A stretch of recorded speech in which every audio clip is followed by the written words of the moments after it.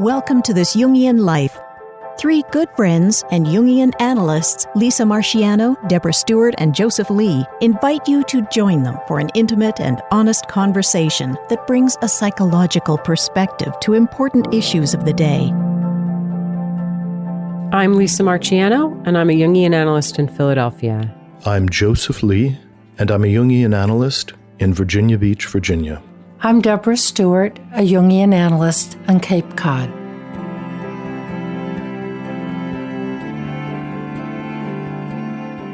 Today, Joseph and I are going to be doing the podcast as Lisa is on vacation. And as you all know, the whole world knows, Queen Elizabeth II has died. And it has been an event of great sorrow all around the world. And it is also an event of truly mythical and archetypal proportions. We hope we will do the Queen and also this particular Queen some honor as we attempt to discuss what is behind being a queen and all that it entails. I think so many people learned so much about Elizabeth through that series, The Crown. That was kind of a drama, but a biography of the various experiences she had in her development as a person. So, as well as the archetype of the Queen, which has certainly captured our imaginations for thousands of years, also this humanizing of Elizabeth through this very artfully and carefully curated television series really made her so alive in the American psyche. Absolutely.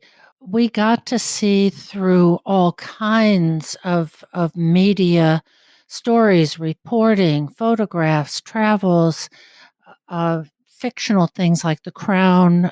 There's a book out this summer called The Palace Papers by Tina Brown, who edited The New Yorker and was a British journalist. We have all been fascinated by this particular monarchy. There are other royal families in the world, but somehow the English royal family and Queen Elizabeth have been in the forefront worldwide. And of course, she reigned for 70 years. So we all got to see someone go from being a maiden to a very elderly and wise woman. We witnessed all the stages of development in a life from afar, but nonetheless. So we had a chance through media to see this extraordinary young woman take the title of the Queen and progressively over her life embody that archetype. Yes. Just as you were saying, coming in at 26 as the unexpected queen. Yes. As a maiden, then moving through motherhood. And then once her children had launched, it seems that she then took into another stage and perhaps even embodied that mature hold of power and authority as the queen. Absolutely. It's interesting because she, in a way, was the accidental queen. Yes, you have to be born into royal lineage to assume the throne ever or be in line for the throne. But her father became king because her father's older brother abdicated. So although Elizabeth knew from the time that she was a child with her father being king that she would eventually be queen, her early childhood did not contain that as her destiny. And so she was both in line, it was unexpected, and as you were saying, she grew into accepting the responsibility and the role of being the queen. And it's been much quoted recently that what she said upon her assumption of the throne is, I declare before you all that my whole life, whether it be long or short, shall be devoted to your service and the service of our great imperial family to which we all belong. Now, it's not an imperial family any longer, but what I think matters here is the queenliness of devotion and service that this queen embraced, and that we are all a family. So she's a unifying factor right from the beginning. At age 26, relatively newly married, no children, of these principles. So when she was invoking that kind of universal language, consciously or unconsciously, she's beginning to move towards that archetypal role of the queen as the generatrix of life, as the subtle incarnation of the Great Mother, who is afforded a tremendous amount of power and respect and influence as the symbol of generativity. Absolutely. And I'm still back on her core values, those that she embraced and projected in the very circumspect way in which she lived her life, of the principle of unity as a family, a great family, of service, of dedication, that we could certainly call devotion. And the devotion in a way of a kind of mother, but also of someone who projected personal qualities of perseverance, steadfastness, duty, and was able to live them personally. In other words, she could govern herself and was therefore able to govern as queen. She doesn't have political power, but she had a kind of a personal spirit of governance because she lived it. That was extraordinarily clear, and I think really helpful, Deb. The idea that the true queen grows into this capacity to govern herself, and then by extension becomes a trustworthy and laudable example, can govern beyond her. So much has come out about the royal family, and even though the royal family is no longer involved with the legislation and the governance of the country, they still have the enormous power of money, land, and other kinds of resources. And just as we see in the United States, our informal kings and queens are shaping the culture also because of the resources that they have. So the queen, when she comes into power, inherits all of that financial power. And I think to good end, the charitable work that Elizabeth did, and as you said, the mothering of the nation, is one of the reasons I think she was so well loved. It calls up, as we veer into the archetype of a mother and a queen, what kinds of queens are there? Fairy tales, mythology, and just plain history have given us all kinds of queens. And then I think you're touching on the question of power and public figures, female figures who have power. Are they also queens? Well, we can think of some really powerful, regal women like Oprah Winfrey. Oh, yes. We might say that she is a kind of popular culture queen. And she has built this queendom and resources with her talent and perseverance and collaboration. And she has become an archetypal figure in our culture. Everybody knows her name. Everybody has a sense of who she is and the kinds of things that she brings forward. And she is installed in the psyche of America. Yes. She reminds me in a way, I'm always trying to relate things to mythical figures so that what is the universal substrate that she may embody, at least to some extent. And I think about Athena, who was so strategic and who stood alone, as does Oprah. And Athena bestowed her favors upon chosen mortals, like particularly Odysseus. She just liked him. She thought he was, wily and attractive, and she kept showing up to help him along the way. And I think about, what Oprah can bestow, of course, is fame, visibility, recognition upon others. And she has her own media kingdom. I think about how important it was for certain authors to be brought onto her show and their books added to her book club, and how that could make or break an author. I mean, this incredible instant fame that was accorded them because of the association with the queen. Yes. And a queen can lift people up. Mm-hmm.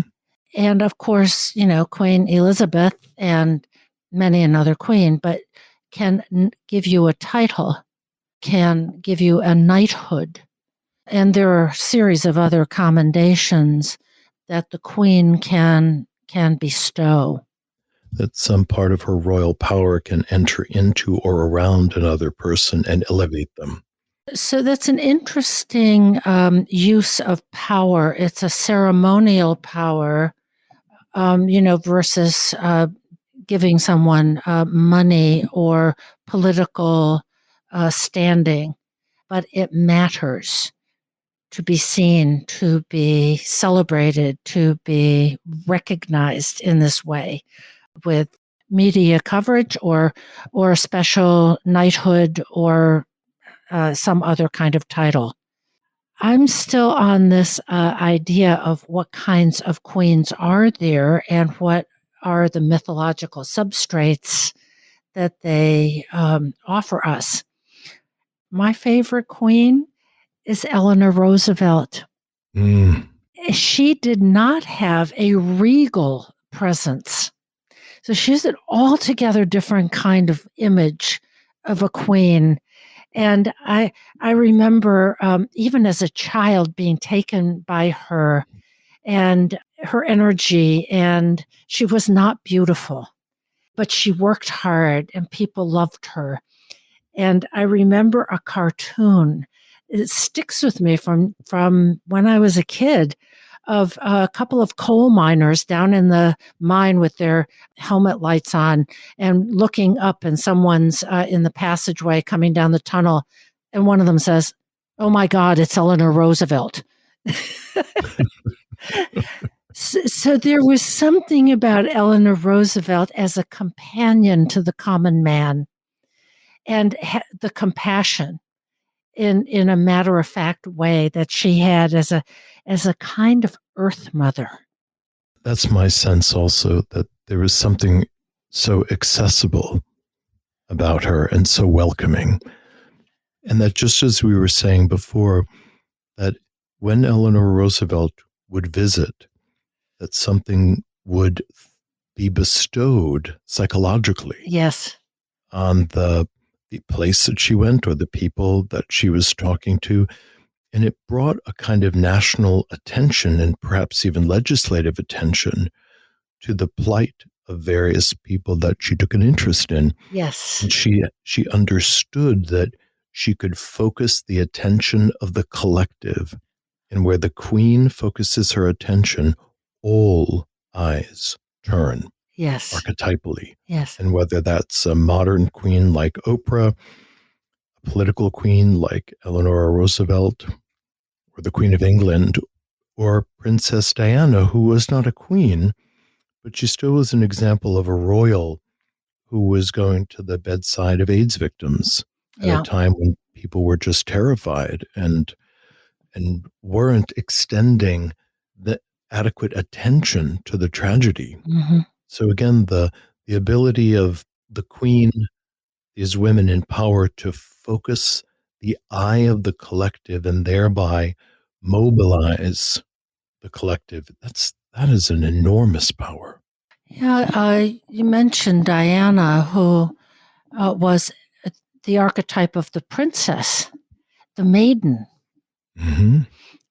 Sort of her kindness and compassion certainly elicited so much feeling of regard and love for her because of her work with people who were unfortunate or ill, unearthing landmines all around the world that would go off post-war and injure innocent people.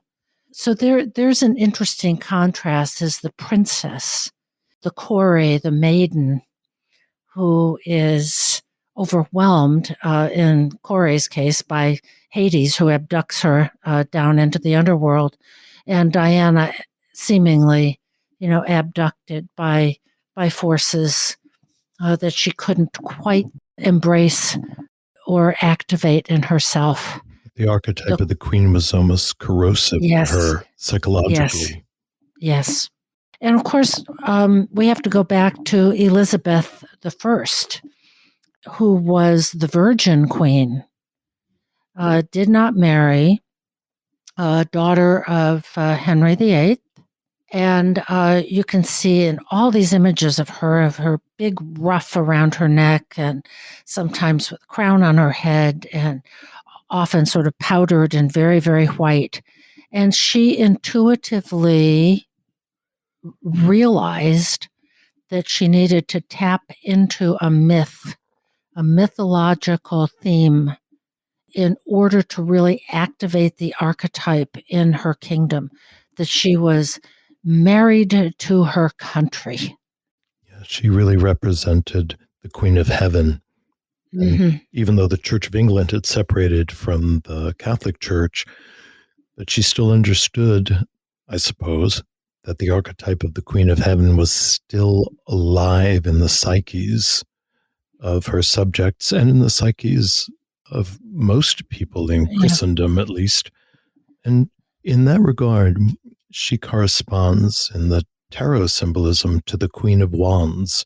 And the Queen of Wands represents this extremely spiritualized version of the divine feminine, that the Queen of Wands represents the archetypal matrix of the Great Mother, the one who produces and yet surrenders none of her purity. Just as mythopoetic story of Mary, who is impregnated by the angel and gives birth to the Savior, that she remains unsullied because of her lofty spiritualized component. And Elizabeth's decision to never marry and never bear children really puts her in that frame. Really interesting what you've just said, because we've been talking about, how the archetype of the queen and a sense of maternal caring go together, but it is a spiritualized kind of caring that the queen offers her country, whether it was Queen Elizabeth I, Elizabeth II, or figures like Eleanor Roosevelt, Oprah, or somebody like Mother Teresa. That it is a kind of agape, a love for humanity, a caring to raise people up, rather than a personalized caring for these are my children, and that it's simply a human family that is cared about. So it really raises, just as you were saying, a spiritualized form of compassion, care, up to the forefront. I kind of want to pivot here, because what we have not discussed is the other side of the archetype of the queen, which is the evil queen. Favorite There in are fairy evil tales. there are evil queens. Famously, of course, the queen in Snow White, who wants to do her daughter in the original tale, her daughter in out of envy. And there are ice queens. There's the Snow Queen, and there's the Ice Queen in the Narnia tale. So, what is an evil queen? Well, I think archetypally, in order to maintain the fantasy of the Queen of Heaven, the psyche has to store all of the shadow material in some kind of equally powerful but malevolent image. And then that has to be cast and projected somehow. So whether it's shows up in collective fairy tales where it's too dangerous to attribute the living queen with these qualities, so it returns in this symbolized fairy tale. So one can acknowledge and be educated on the reality that power is dangerous. So the evil queen has power without compassion, without eros. And we have been talking about queens we've discussed as having a kind of care, devotion, service, elevating that concept of motherhood and power for the care over her subjects, versus just the evil queen wants power, fame, beauty, wealth, whatever it is, without the eros. Right. And so we're talking about whether or not the power is invested in the ego or whether the power is invested in the self. Yeah.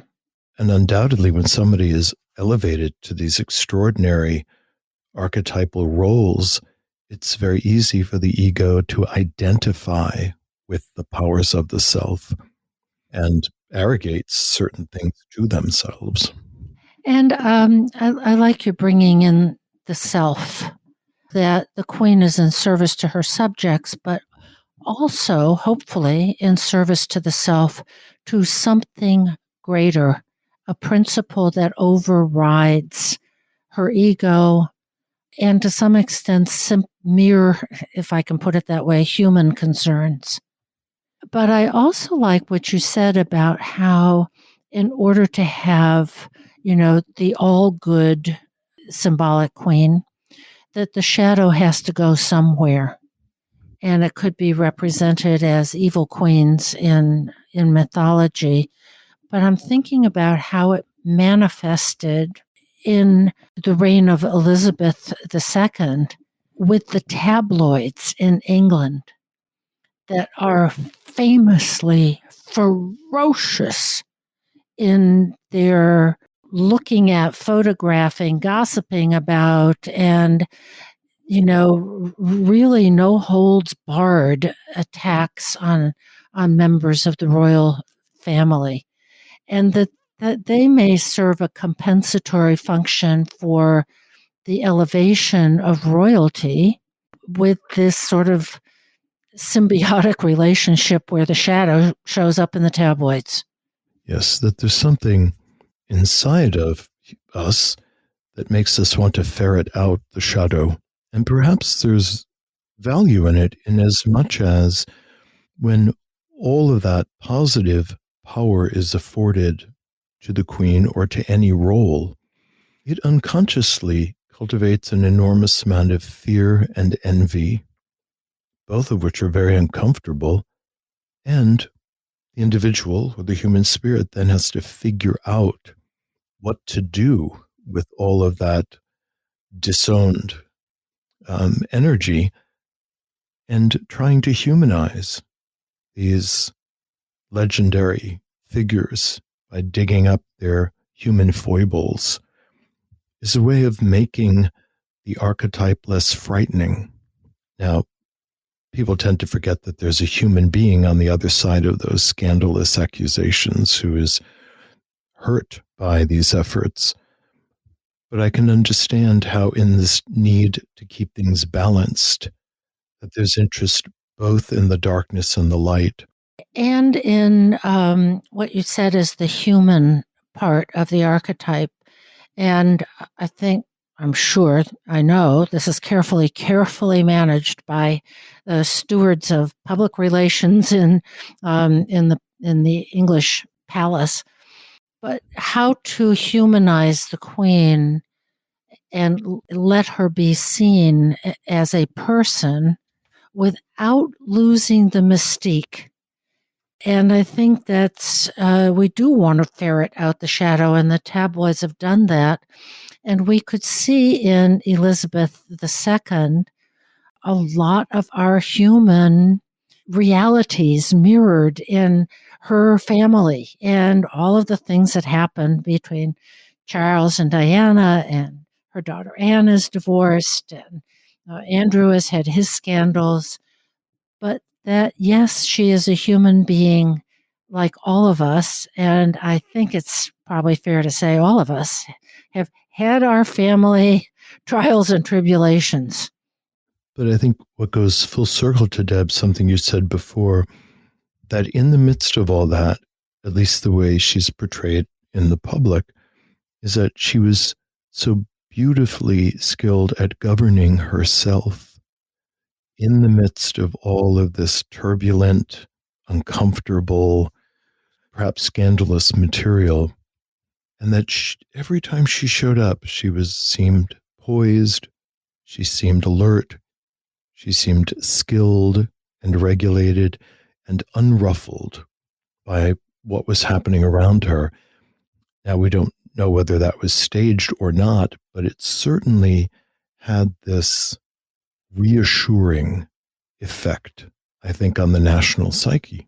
Yes, of that, the ego strength part of the human queen, of you can persevere. Mm-hmm.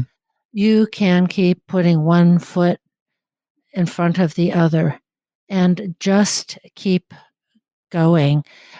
She modeled a way of how to relate to shadow.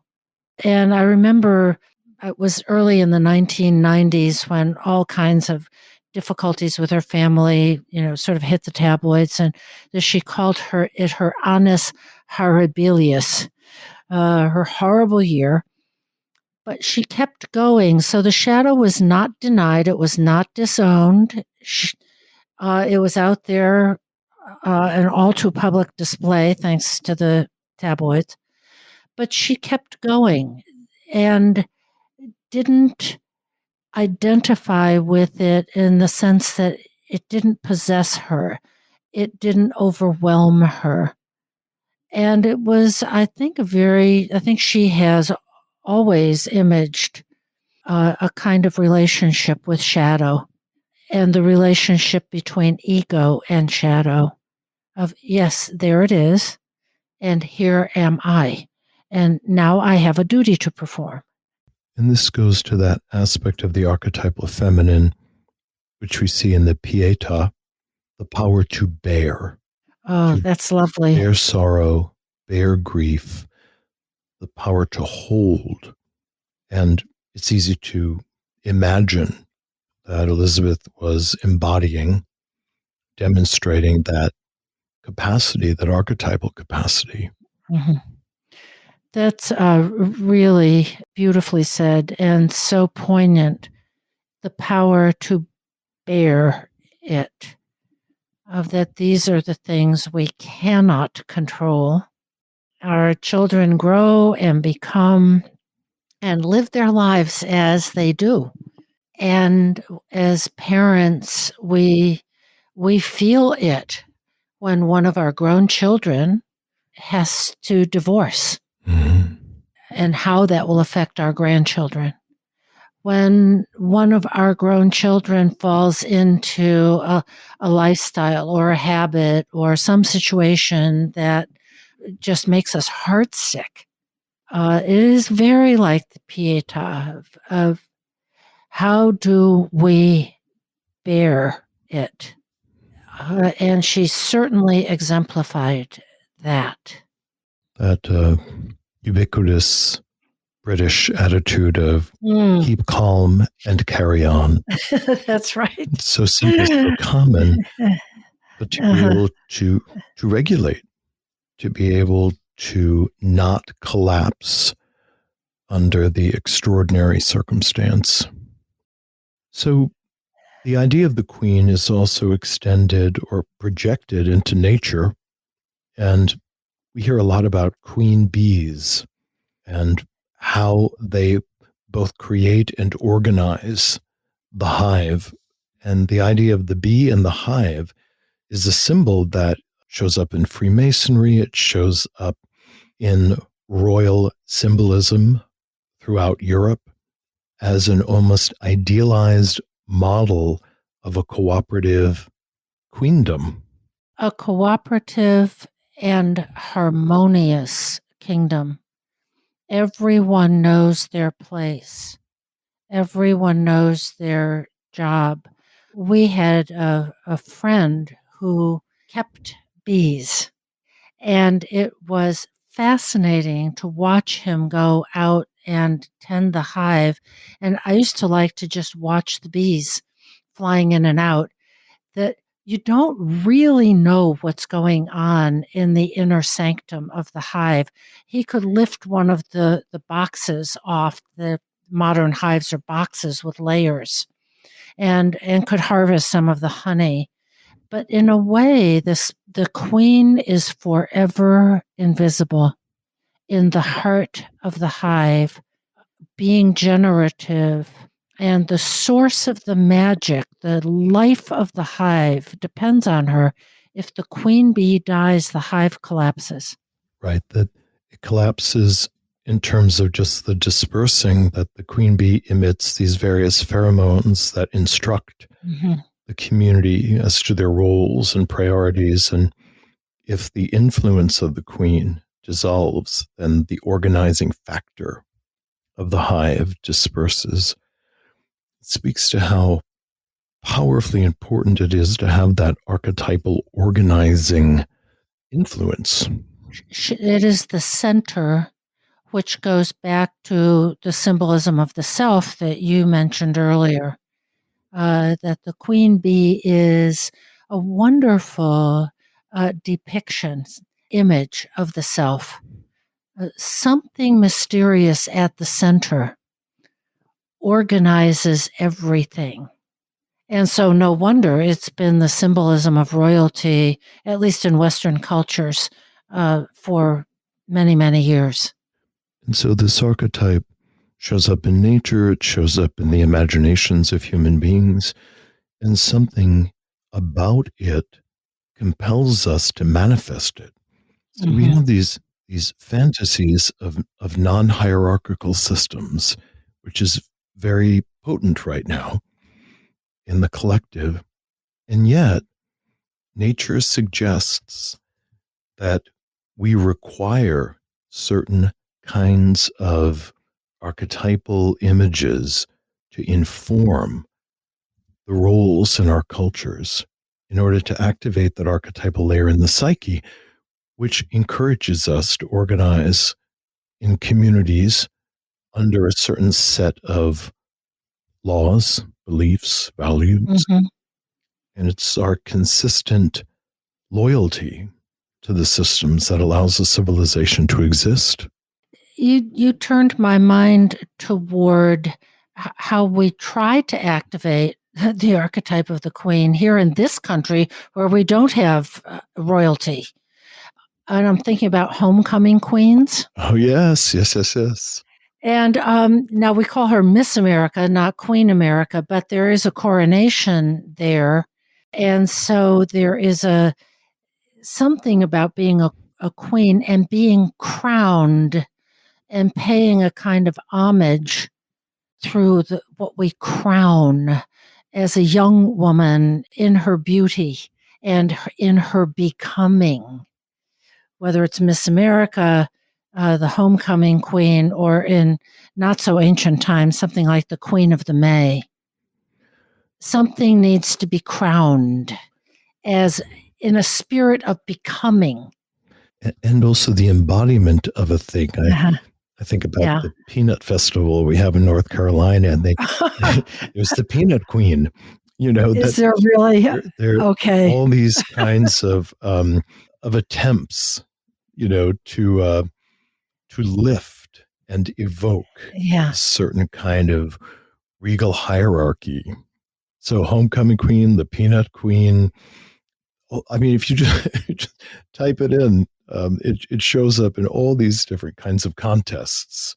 Of as a spirit, maybe of a kind of a fertility, an homage to fertility, whether it's the Peanut Queen or Miss America or some other kind of queen, of that we want the fecundity, the generativity, the promise of that kind of crowning of new life. And the idea that the best The becomes the best. queen. Absolutely. That's right there. And then coming back to what you were saying about crowning, that the crown is often passed in the next year to the next homecoming queen or the next peanut queen or dairy queen. There is something invested in the symbol of the crown, and the one who receives the crown then receives the archetypal influx, receives the power of the crown. Yes, that's exactly it. The crown itself is archetypal. The crown is eternal. The crown is immortal. Which is why, back in the old days, the saying that we've all read about in literature is, the king is dead, long live the king. And it will hold for the queen, that the mortal embodiment of that royal figure has died, and there will be a successor. Right? And that the crown is incorruptible. The crown itself, made out of gold and jewels, doesn't decay, doesn't become old, doesn't become decrepit. So the crown can sit upon the youthful brow, but at a certain point, the crown is going to have an ongoing, incorruptible life, which speaks to the archetype of authority and the power to organize. And the eternal, that as the world turns, there is a time for this and a time for that, the famous passage from Ecclesiastes, and there will always be a ruling principle.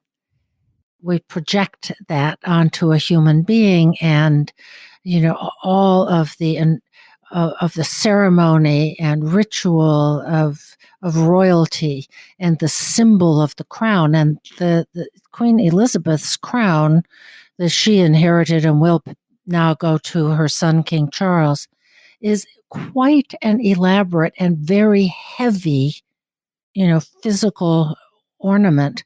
I read that she practiced wearing it because it's so heavy for her coronation and other state occasions. But it has to be heavy. It has to be bejeweled. It has to be something special to represent the archetypal, eternal truth. I think you said that really beautifully. And that it survives, the crown survives.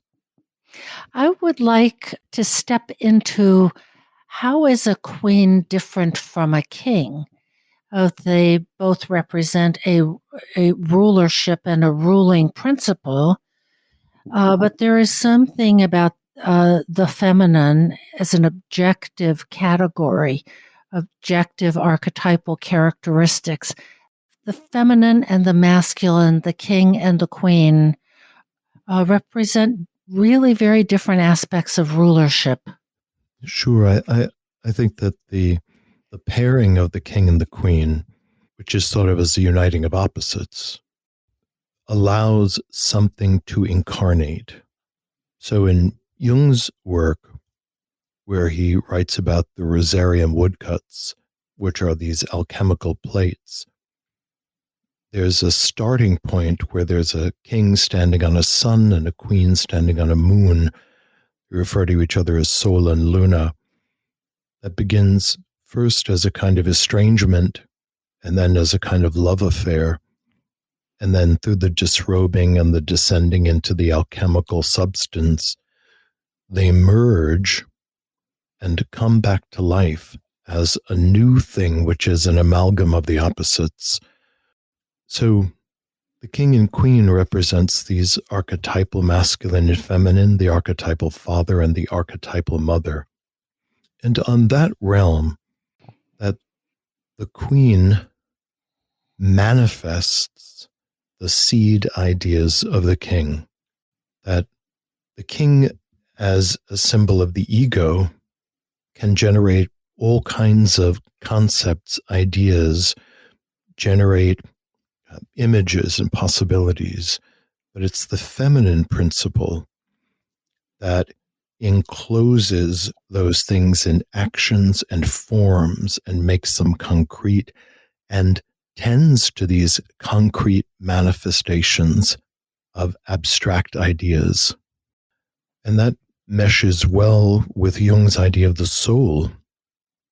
The soul and the ego need to come together in such a way that a generative life, that a generative and wholeness of personality links both the high abstractions and the physical lived life together and incarnates or creates a foundation to incarnate the self or to incarnate the truest aspects of the personality. And only having one of those things would not make it possible. Mm-hmm. We need both. Well, I think in your mention of incarnating soul, depth, feeling, an amalgam and unification of the life lived as a human being, and allegiance and manifestation, a principle and a value, a spiritual quality. I think that's why Elizabeth II touched so many people. She embodied that. She lived it. She reigned for 70 years. She lived through something like 15 prime ministers, from Winston Churchill to the newest prime minister. And she lived through 14 of American presidents. And so she provided, as historian Simon Schama says, a kind of space and style, a kind of mystique, a kind of secular religion in which people can feel some sort of kinship and community with each other. And that is an incredible life. And we do pay tribute to Elizabeth II and how she manifested the archetype of the queen. And with that, perhaps we can turn to a dream. Did you know your dreams reveal the wisdom of your guiding self? Dreams connect us to the secret world within and remind us that we're never alone. We're always accompanied by our inner companion who offers healing, balance, insight, and guidance as we make key decisions. At 28, Charles felt lost and isolated. He had a dream that touched him deeply. As he worked with the dream in dream school, he understood that it was showing him how he was profoundly connected to life. This powerful insight led him to make real progress with his goals.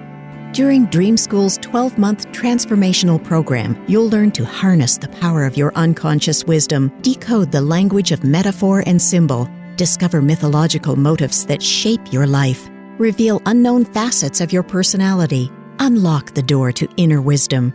To enroll, just go to interpretmydream.net and sign up today to gain immediate access to the first 3 Dream School modules. Your best life awaits you at Dream School, and we can't wait to see you there.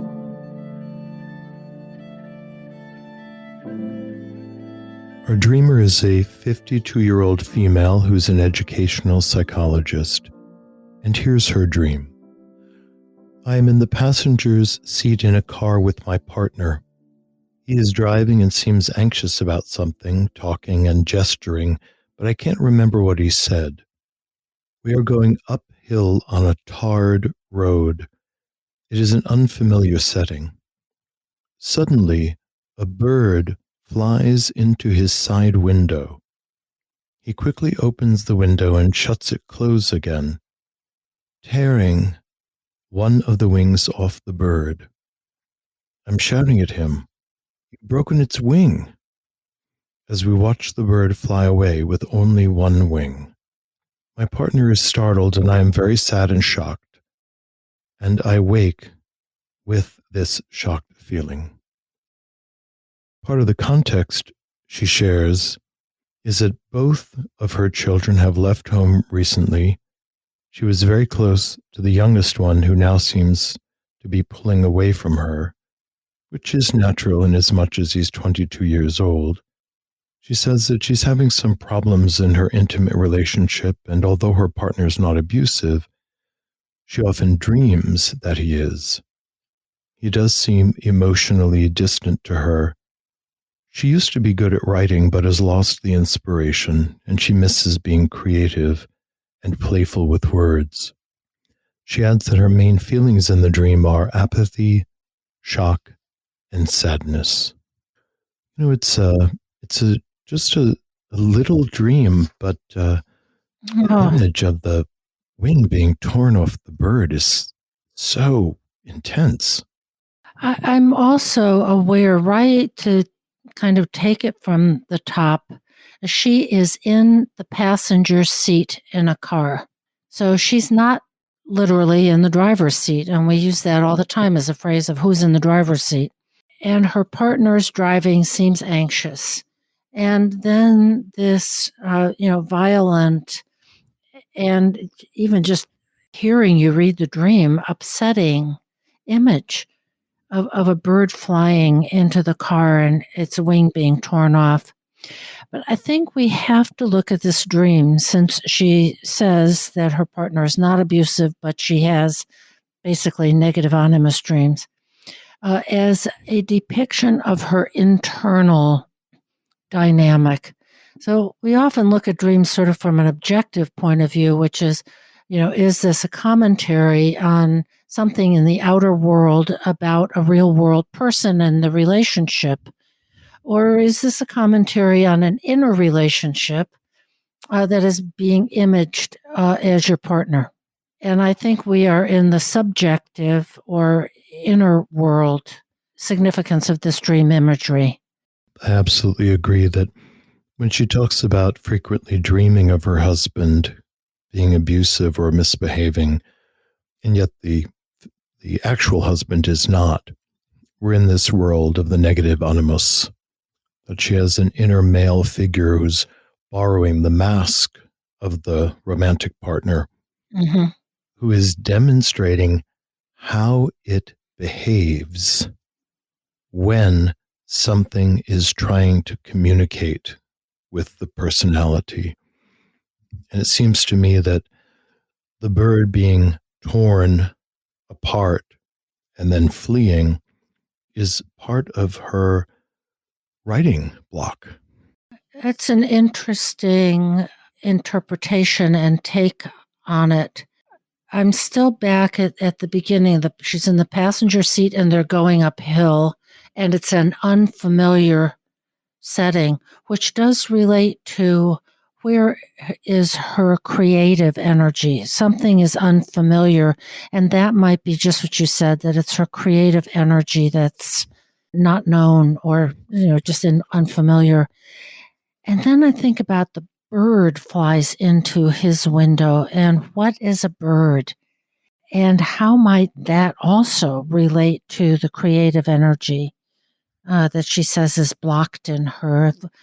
Birds are often spiritual. They're images of spiritual energy. Holy Spirit is often imaged as a dove. Birds can fly. They're in a realm that goes up, that we yearn for. Towers and ziggurats and so on, we are image up as the place of spiritual connection, like birds. Mm-hmm. For Jung, birds were also thoughts. He would think of these thoughts would kind of wing into his awareness, and he'd be very disciplined about jotting them down because he sensed they would fly away again and he would just lose them. So spirit, thought, creativity, religious feeling, it was trying to wing its way into the car, but the animus zips the window closed in an effort really to stop that from happening, and does stop it, but also injures the thing that's trying to come in. That's a conundrum. So I'm also thinking about what kind of literalizing this setting, of making it as if this really were to happen in the waking world. What would it feel like? What would we do? Can often kind of open a little space into, whoa, how is this? So she's in a car. It's moving with her partner. He's driving. The window is open. So anything can come in through an open window.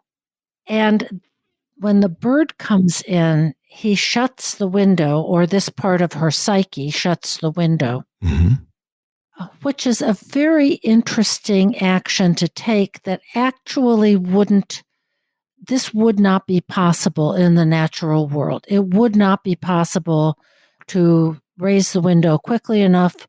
This is not a real world event in any way, shape, or form. What is she shutting her window on? What is this distant part of her personality shutting the window on that was open? Well, if we sit with that naturalistic idea that we're driving along and we open the windows, we want fresh air to come in. Yes. We want perhaps to exchange, keep the atmosphere in the car pleasant and fresh. We don't expect things are going to jump into the car, especially if we're moving at some speed that way. And if bugs or things start getting into the car, most people will seal it up again because they want the cabin to be pleasant. And if we think about the cab of a car, particularly a modern car, it's so curated. I mean, the temperature and the humidity and the comfort of your seats and the clarity of the glass and the non-glare films on it. I mean, it's really works hard to create this capsule of comfort around us. Yes. And protect us from whatever the elements or distractions are outside the car. Yeah, I really resonate to that the automobile is our capsule. It's a personal capsule, and it goes where we want it to go. And we don't usually drive with the windows open anymore because, just as you said, it's carefully curated to supply heat or air conditioning to make us comfortable. And we also don't want dust and dirt and road bugs noise, flying in the window. Yeah. It's interesting that the windows are open and then she shuts the window on the wing of a bird. The wing of the bird. Of course, it's remarkable that it's flying off with just one wing. Like that alone is kind of supernatural. Exactly. And in a way, it provides a hopeful sort of promise that it can still fly. In the dream world, it has not been killed. It's wounded, but it is still able to fly.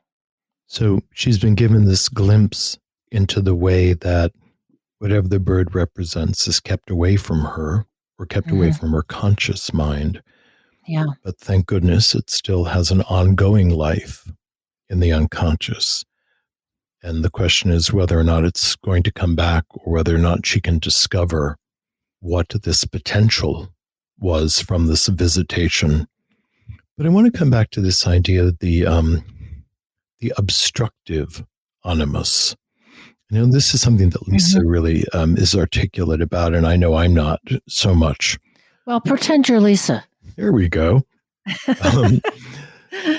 So, depending on our experiences, often with the father, with the men around, we can internalize an image of the masculine that is not supportive, that is oppressive, that is shutting us down. In one way, it could be part of that protector-persecutor system we talk about, that it's isolating you, perhaps because at some time you needed that kind of barrier to stay psychologically safe as a child, and then we outgrow it, and then it's a problem. And it can also simply be a part of the spirit, the configuration of the spirit inside of a woman that is at such odds with the ego that it is obstructing the ego and limiting her. And there needs to be a rapprochement between the inner masculine and the outer female ego to figure out why we're not working as a team here. What's the problem? Right.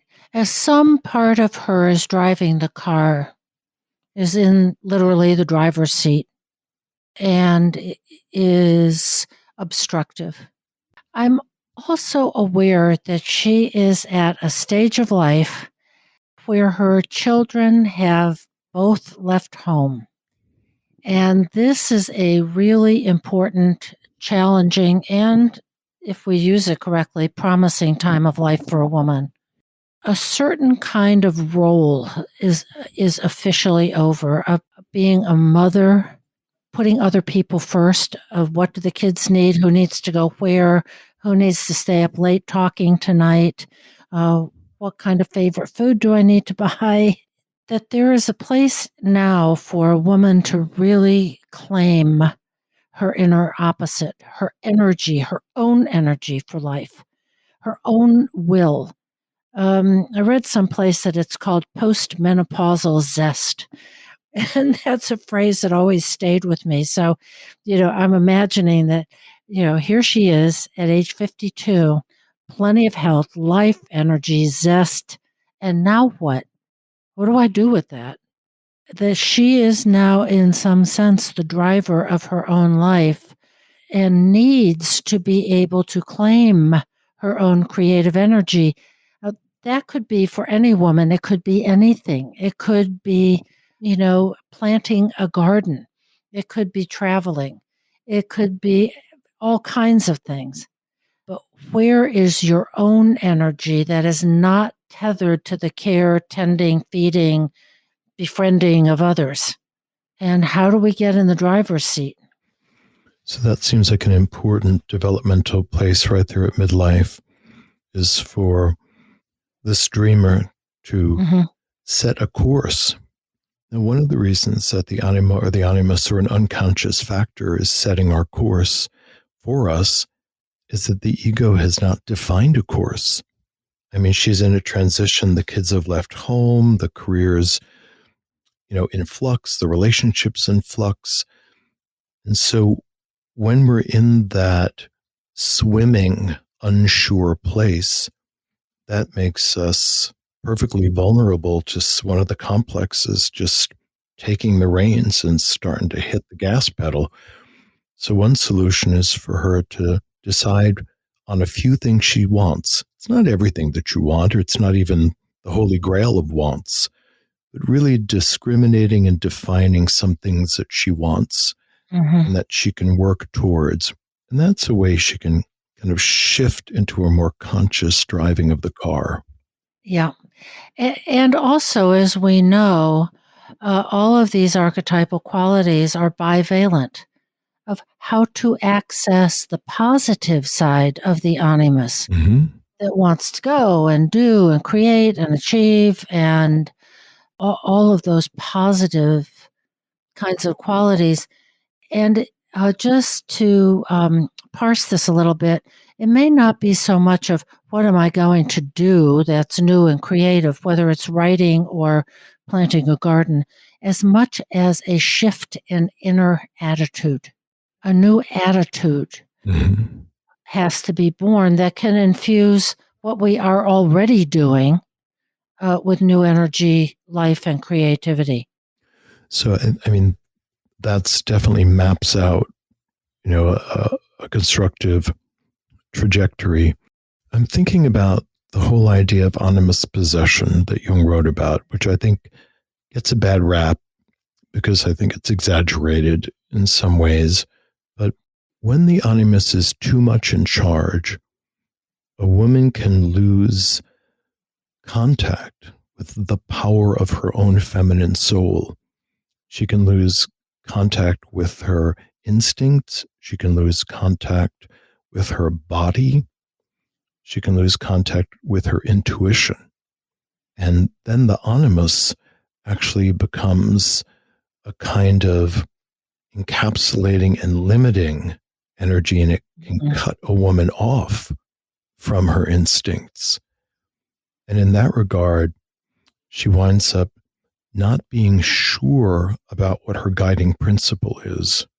So we're seeing here, just as you said earlier, that the animus has too much energy in her psyche. Mm-hmm. The animus can attack a woman's creativity by instilling doubt in her that her ideas have any validity, or she has no ability to implement them. Or the animus, the negative animus, can convince a woman to be overly interested in tiny but irrelevant things, which is a way of kind of blocking her ability to really see the big picture and to kind of chart the course, where she needs it to go. So the negative animus, in its encapsulating way that it's cutting her off from inspiration, seems to be happening in the dream. And the fact that she frequently dreams about her spouse, her partner in this way, suggests that the negative animus is being projected onto some of the men in her surrounding. And that could account for her son pulling away, not being very available right now. Also, the tension with her and her partner, that the image of the negative masculine could be making her feel that the men around her are more problematic than perhaps they really are. And the psyche does that to bring attention to the unconscious factor. That's why the psyche projects, keeps, ringing the bell, saying, "What? Look at this. Look at this." So the fact that she's dreaming it suggests it's capable of changing. One of the things my wise old analyst told me is when you finally dream about something, the self has decided we can put this on the table to work on. Yep. So beautiful dream in its poignancy, and to really roll up your sleeves and get in the middle of it. Yeah. It may present initially as negative, but that is the path to finding the other side, which is energizing, positive, directed, creative, and full of life. Right. That same guy that's messing the bird up can be an ally. I mean, we don't have to jettison who he is, but there does need to be some kind of a negotiation and a renovation, so to speak, of the animus image, so that you and he can really build whatever's next in your life together. Yep. This is an invitation to get it on. Absolutely. Full steam ahead. The 50s are a fantastic, if challenging, decade. So we both wish this dreamer really well. And just cycle back for a moment, Deb, that 50s are often the queening period for a woman, right? That's it. That's right. It's the queening period. I used to joke when I was age 52 that I was finally playing with a full deck. So it really is a place where enough of life has been lived, experienced, integrated, that something new can happen and there's readiness for it, or this dream would not have arrived. Right. The mother archetype is stepping away. Yep. Kids are doing fine. So now it's, what does one do with all of that energy now that's free to create? Yes. So this could be, in short order, an exciting time. You've been listening to This Jungian Life. From our website, thisjungianlife.com, you can follow us on Twitter, like us on Facebook, help us produce future episodes by funding us through Patreon, and submit your dreams for possible interpretation on another episode. We'd like to thank our listener who shared a dream for today's show and hope you'll let us know what topics you'd enjoy hearing more about. Until next time, keep living this Jungian life.